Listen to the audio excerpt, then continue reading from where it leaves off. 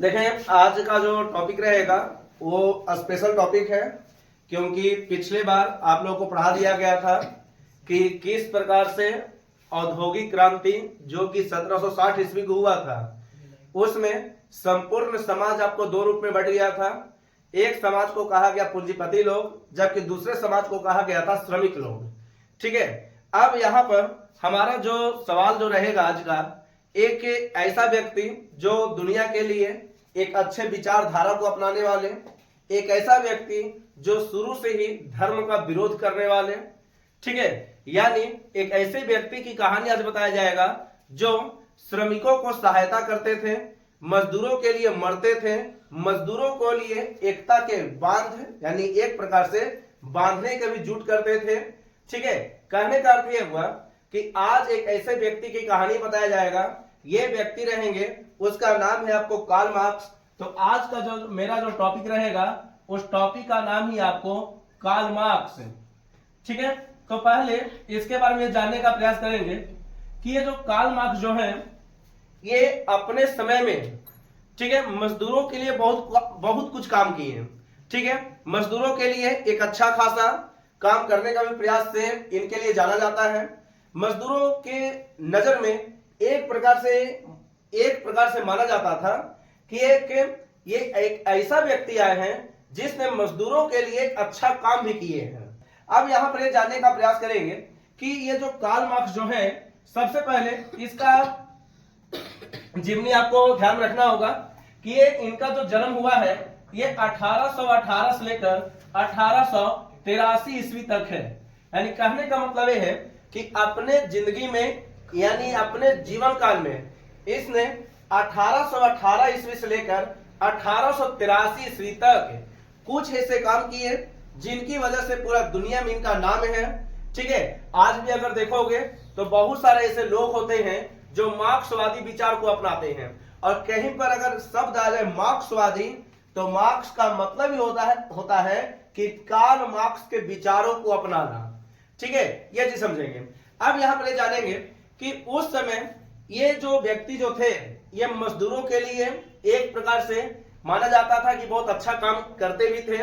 पूंजीपतियों को ये कम आंकते थे, ये चाहते थे कि मजदूरों सब लोग एकजुट में रहें, जबकि पूंजीपतियों से हमेशा विरोध करते थे। ठीक है, ये चीज समझेंगे।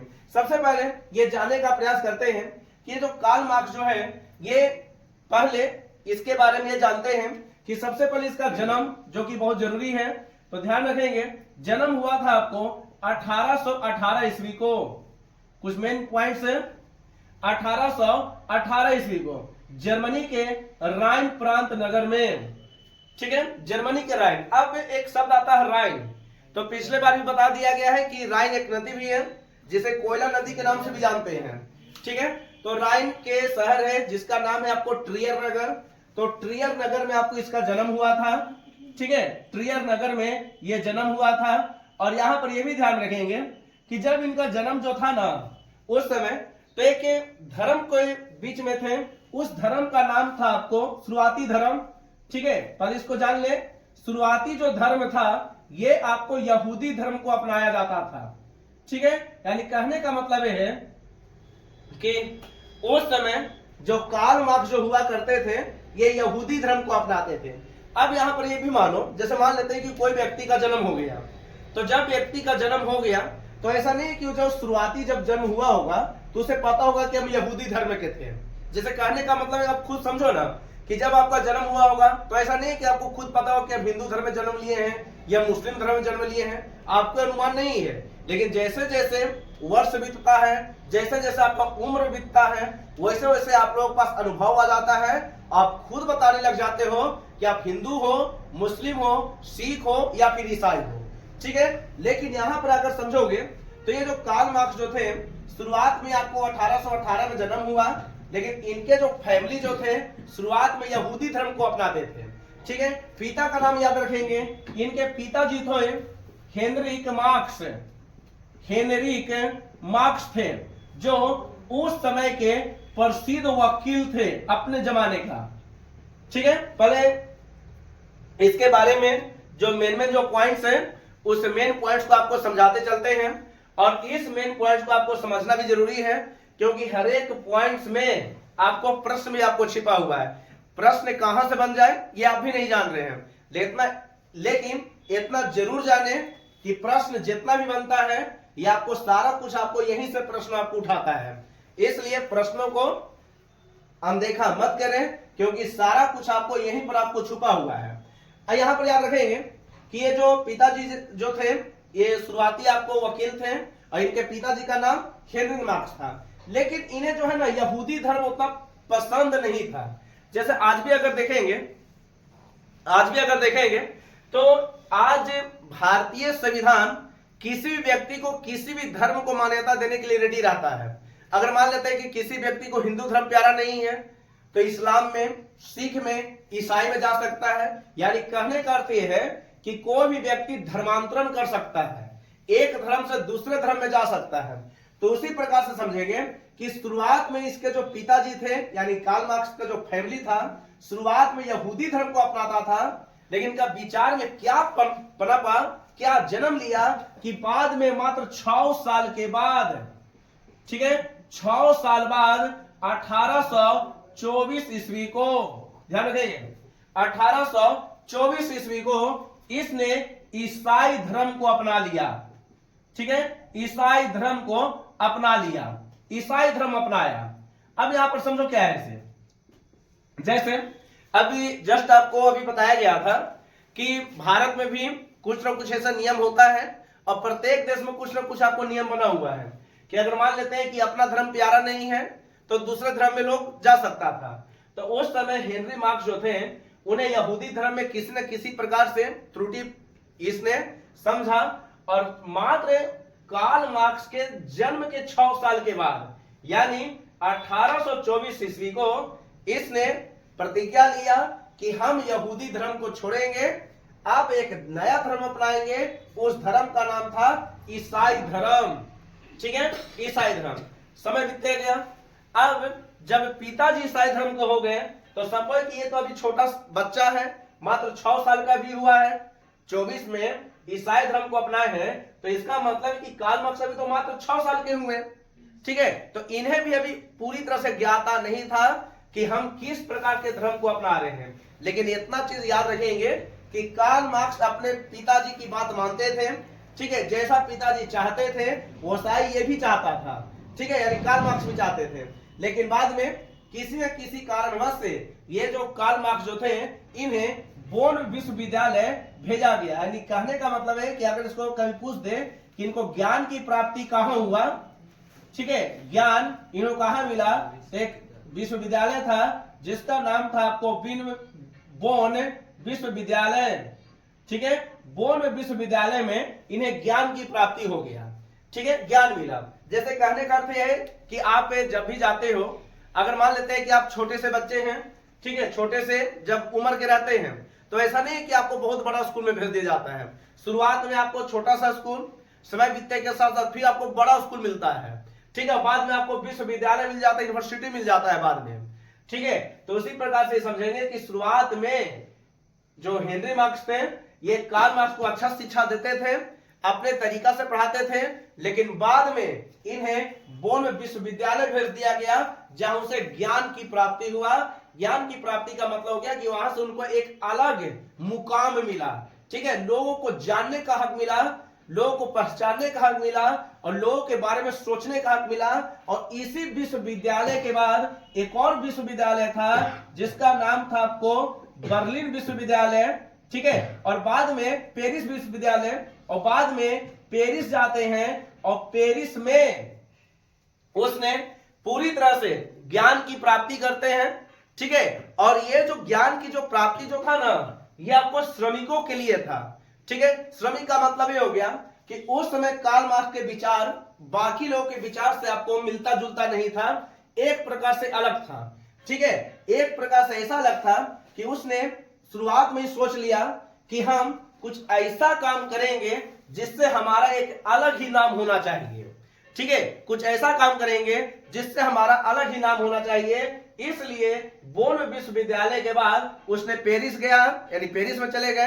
पेरिस किसकी राजधानी है? तो फ्रांस की राजधानी है पेरिस। ठीक है, ये आपको सीन नदी के किनारे है, सीन नदी पर स्थित है। अब देखिए यहाँ पर, अब यहाँ पर याद रखेंगे कि जैसा ही पेरिस जाते हैं तो उन्हें एक लड़की से मुलाकात होता है जिसका नाम है आपको जेनी। ठीक है, जेनी ये कौन है? तो याद रखेंगे कार्ल मार्क्स के बचपन की साथी है ये, ध्यान रखेंगे यहाँ पर, ये जो है ये बचपन की साथी है, 4 साल बड़ी है इससे। किससे? कार्ल मार्क्स से ये 4 साल ये बड़ी है। ठीक है, जेनी, जेनी के बारे में कहा जाता है कि ये जो कार्ल मार्क्स का जो बाद में जब यहां पर जाते हैं पेरिस में तो एक लड़की से मुलाकात होता है, बाद में जब पता चलता है कि ये इसकी बचपन की साथी है जो इसके उम्र से यानी 1818 ईस्वी से ये 4 साल यानी बड़ी है। ठीक है, अब देखिए क्या हुआ से, अब बाद में यह हुआ ना कि कार्ल मार्क्स ने इसके पास प्रस्ताव भेजा कि हम तुमसे शादी करेंगे, और बाद में यही व्यक्ति इसकी पत्नी बन गई। ठीक है, ये चीज समझेंगे। कार्ल मार्क्स की जो पत्नी बनी, कार्ल मार्क्स की जो पत्नी बनी जिसका नाम था आपको जेनी। ठीक है, देखो यहां से भी आपको सवाल बन जाता है, कार्ल मार्क्स की जो बाद में पत्नी बनी जिसका नाम था आपको जेनी। ठीक है, ये चीज समझेंगे। जेनी का मुलाकात कहां हुआ? तो जेनी का जो मुलाकात हुआ ये आपको पेरिस में हुआ। ठीक है, नहीं फ्रांस में हुआ। अब यहां पर ये याद रखेंगे कि समय बीतने के साथ साथ ये हुआ कि कार्ल मार्क्स अपने विचारों को काफी ज्यादा मान रहे थे, लेकिन कार्ल मार्क्स जो थे ना ये शुरुआत से आपको धर्म के विरोध होते थे। ठीक है, ये धर्म के विरोध हमेशा बोलते थे, धर्म के विरोधी थे। इसलिए इनका एक महत्वपूर्ण कथन है, कथन भी याद रखेंगे, इनका एक महत्वपूर्ण कथन है, धर्म अफीम का रूप है।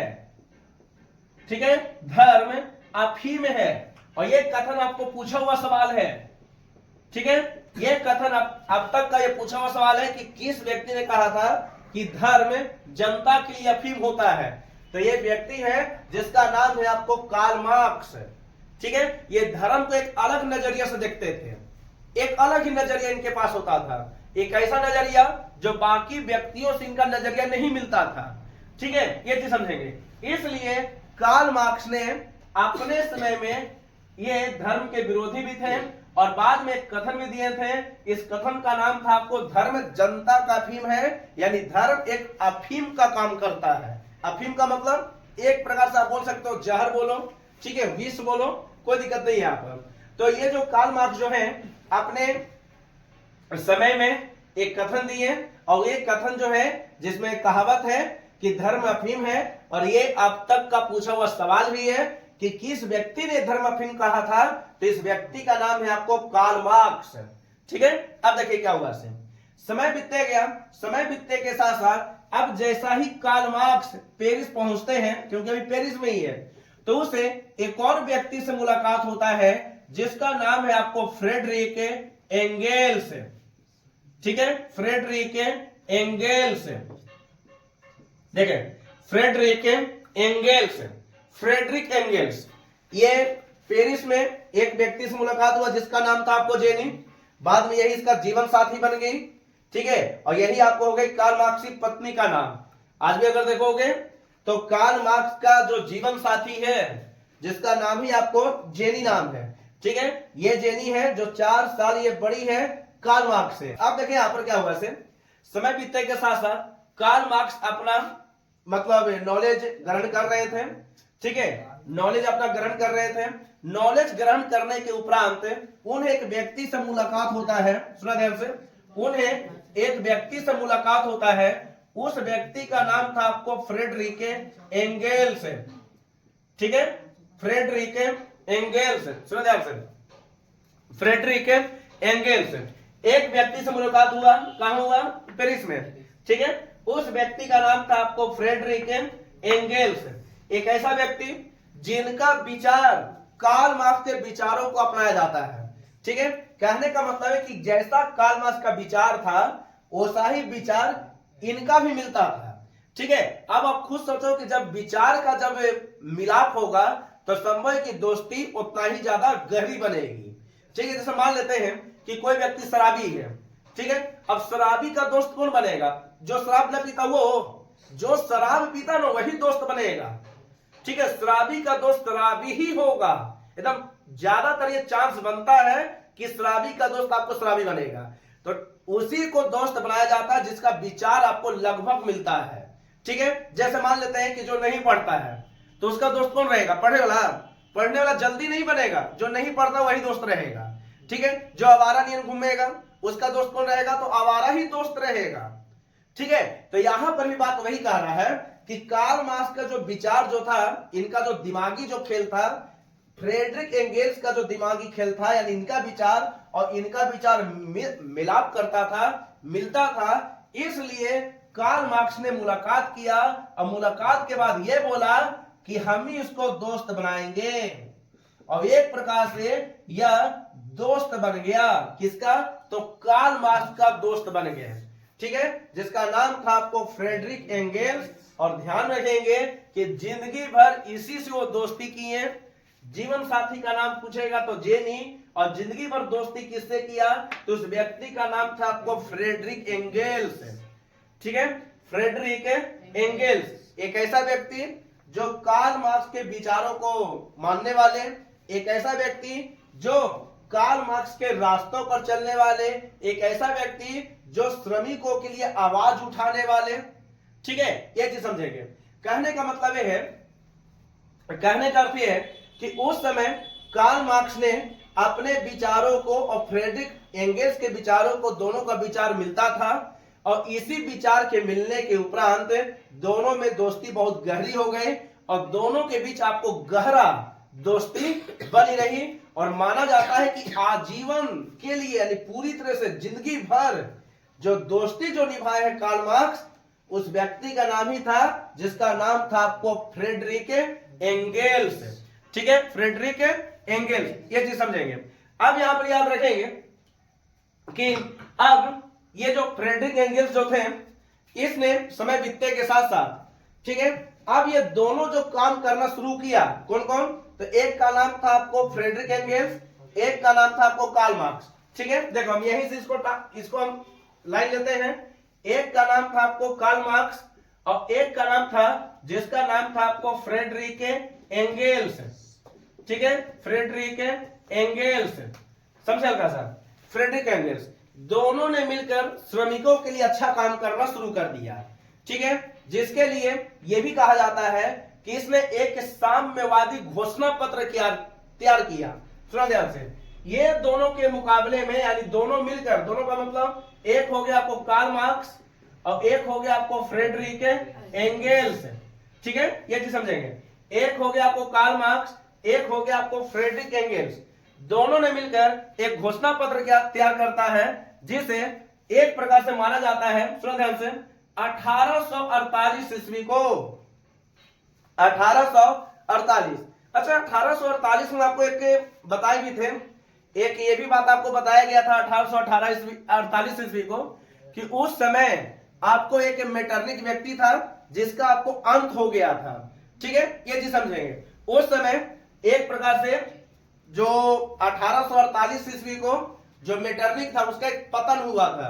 1815 ईस्वी से ये चला था, ठीक है, और 1848 ईस्वी का मेटरनिक का पतन हुआ था, ठीक है। लेकिन पहले इसको जानो क्या है इसे। अब ये दोनों ने एक प्रकार से साम्यवादी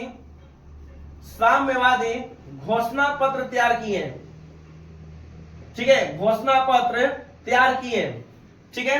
1848 ईस्वी को ये दोनों के द्वारा एक प्रकार से साम्यवादी घोषणा पत्र तैयार किया गया, ठीक है, साम्यवादी घोषणा पत्र। जबकि कार्ल मार्क्स के बारे में यह भी कहा जाता है कि इसने एक पुस्तक लिखा था जिसका नाम था आपको दास कैपिटल।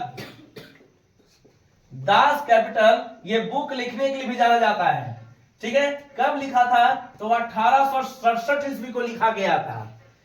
कार्ल मार्क्स के द्वारा एक बहुत ज्यादा चर्चित पुस्तक है, उस पुस्तक का नाम है आपको दास कैपिटल, जिसमें इसके बारे में यह कहा गया है कि ये जो पुस्तक जो है ये आपको दासों के लिए लिखा गया है, और दास का मतलब यहां पर लेना मजदूरों के लिए, ठीक है। तो ये जो कार्ल मार्क्स जो थे, दास कैपिटल पुस्तक आपको 1867 ईस्वी में लिखे थे, ठीक है। और ये जो पुस्तक है जिसे वर्तमान में आपको समाजवादियों की भी बाइबिल कहा जाता है, इस पुस्तक को समाजवादियों की बाइबिल, ठीक है, समाजवादियों की बाइबिल भी कहा जाता है इस पुस्तक को। देखें तो यहां पर पहले कुछ मेन पॉइंट्स को जानते हैं, क्योंकि अभी तक बहुत सारे ऐसे सवाल हैं जो अब तक बन चुका है और इसको भी आपको जानना है कि कहां से अभी और सवाल बनने वाला है, ठीक है। लेकिन पहले इसको बता देते हैं क्या है इसे। देखें, फ्रेडरिक एंगेल्स और कार्ल मार्क्स ने श्रमिकों के लिए अच्छा काम करने का प्रयास किए और साम्यवादी घोषणा पत्र क्या तैयार कर दिया, ठीक है। ये चीज समझेंगे। साम्यवादी घोषणा पत्र तैयार हो गया 1848 ईस्वी को। समय बीतने के साथ साथ ये जो कार्ल मार्क्स जो थे ना, ये दुनिया के जितने भी मजदूर जो होते थे ये सबको जोड़ने का प्रयास करते थे, इसलिए इनके द्वारा एक नारा भी दिया गया था। नारा था आपको, दुनिया के मजदूर एक हो जाओ, दुनिया के मजदूर एक हो जाओ, ठीक है। दुनिया के मजदूर एक हो जाओ का नारा दिया गया इनके द्वारा, ठीक है। दुनिया के मजदूर एक हो जाओ का नारा, जिसके एक व्यक्ति है, उस व्यक्ति का नाम है आपको कार्ल मार्क्स।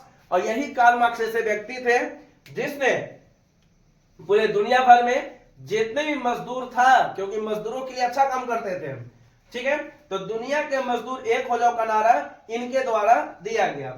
और इसी कार्ल मार्क्स के द्वारा 1800 देखना 1864 ईस्वी को 1864 ईस्वी को प्रथम अंतरराष्ट्रीय संघ की स्थापना किया गया, ठीक है।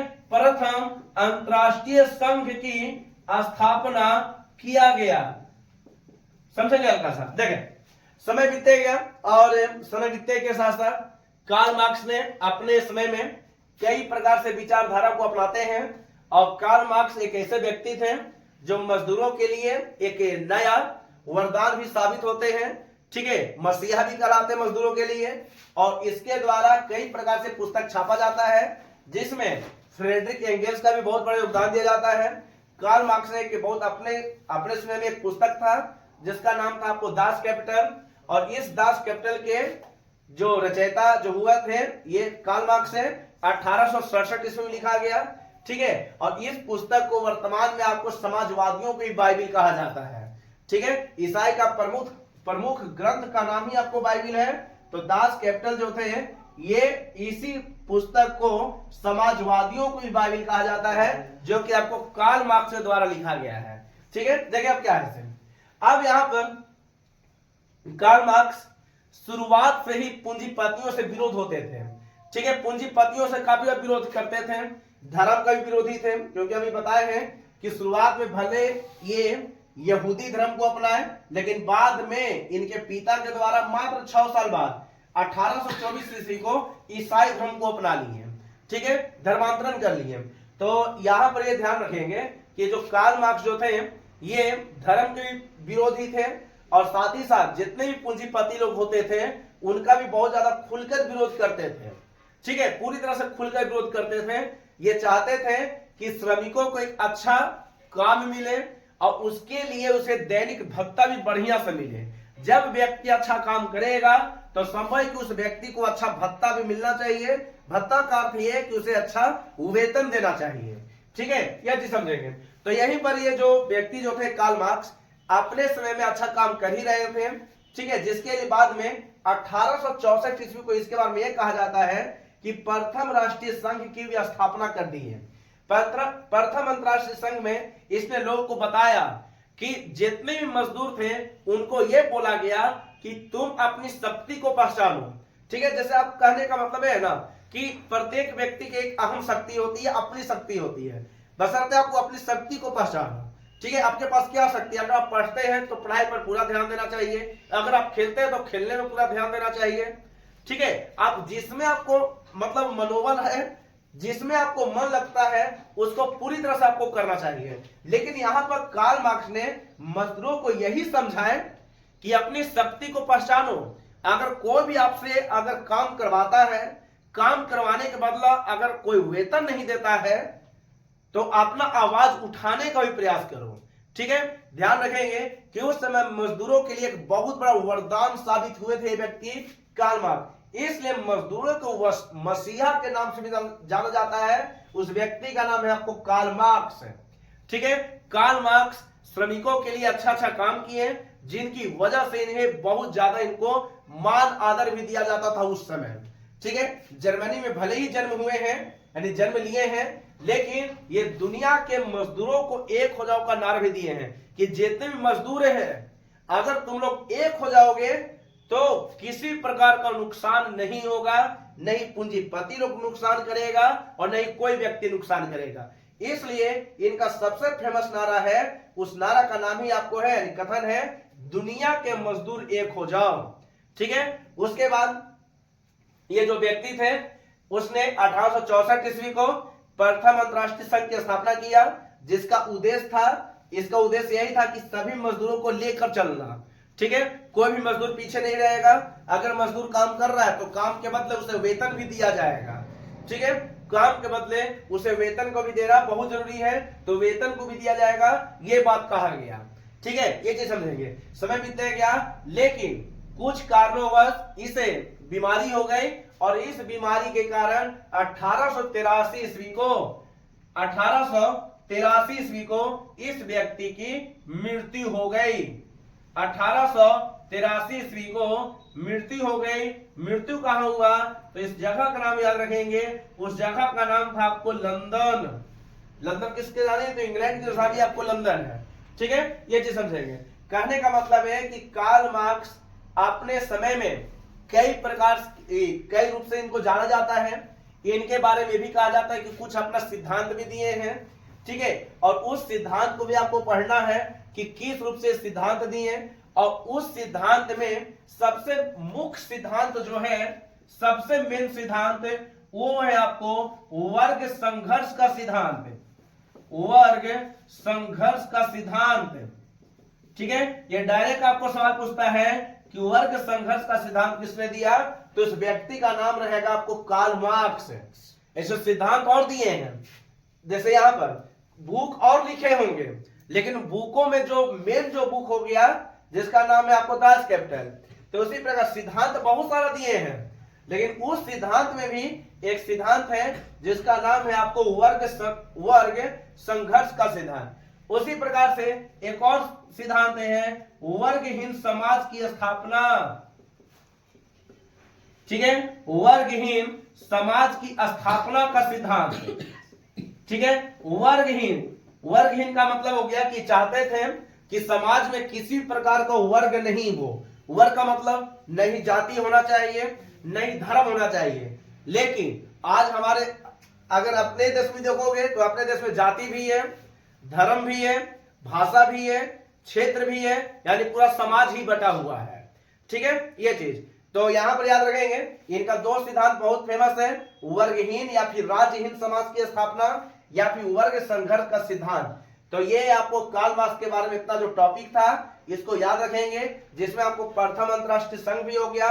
इस अंतरराष्ट्रीय संघ में मजदूरों के बारे में कहा जाता था, लेकिन बाद में इनकी मृत्यु हो गया। लेकिन बाद में एक और अंतरराष्ट्रीय संघ आ जाएगा जिसका नाम है आपको द्वितीय अंतरराष्ट्रीय संघ, और उसी में आपको मजदूर दिवस मनाने की घोषणा होगा। लेकिन उसको पढ़ने से पहले आप इसे आराम से इसको उतारें।